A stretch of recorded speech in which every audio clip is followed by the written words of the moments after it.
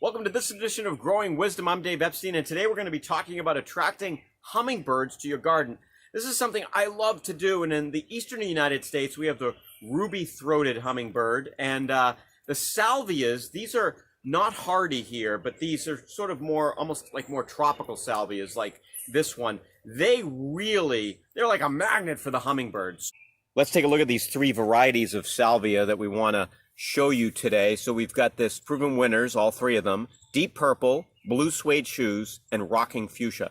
Let's look at that deep purple one here first. It's right here. I've got it in a container, and I just did some watering, so it looks kind of nice. And then there's the blue, and then of course we have the fuchsia there. Some other things I like about these is when the flowers are coming out, you've got that little throat around the flower, and that's really pretty as well. It has that nice color.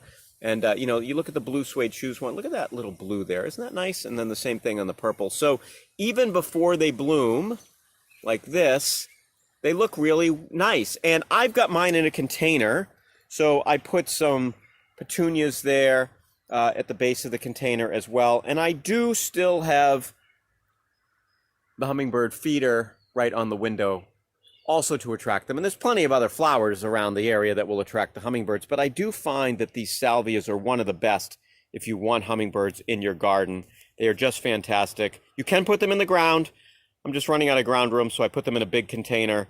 You can see a lot of soil, and I will feed them all summer long. Keep them evenly watered, and they should flower until the hummingbirds leave. So the annual salvia is certainly something that's going to really pull those hummingbirds right to your garden, and you can plant them in the ground or in containers. For Growing Wisdom, I'm Dave Epstein.